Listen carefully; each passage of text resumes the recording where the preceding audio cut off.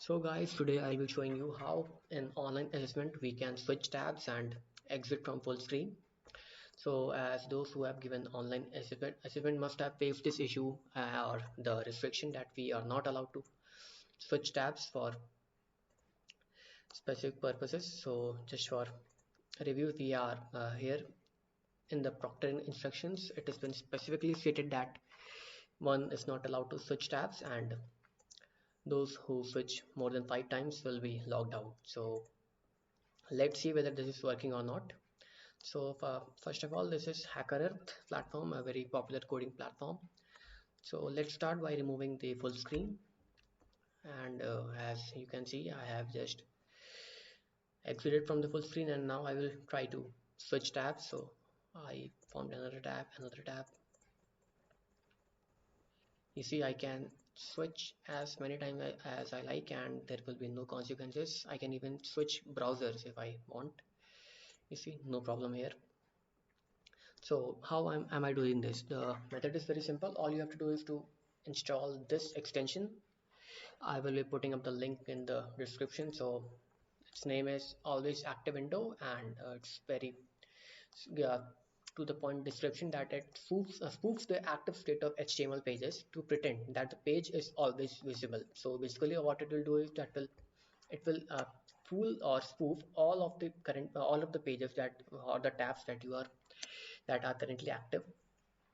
It will make them spoof that they are being viewed even if they are not. So this comes pretty handy in these kind of exams or assessment, and I have been using this quite for a while and the results are promising. So from my personal experience, I have tested this on HackerEarth, HackerRank, and even popular platform eLitmus and CoCubes, and it worked pretty well. Even whenever semester exams are conducted online, I use this extension to switch tabs without any consequences. So the method is very simple. All you have to do is go to the link that I will be providing you, and here it will be get extension instead of remove from Chrome, because in my system it's already installed. So once you install it, it will be already active. It's not just activated. So the point is and in my experience, there are some cases when this particular extension causes problem, as you might have expected, that as it is changing the behavior of the web page, it often sometimes result in unexpected outcomes. So in this case, all you have to do is to go to your extensions. Here it is, manage extensions, and yep, just disable it if it is causing problems, and you are good to go.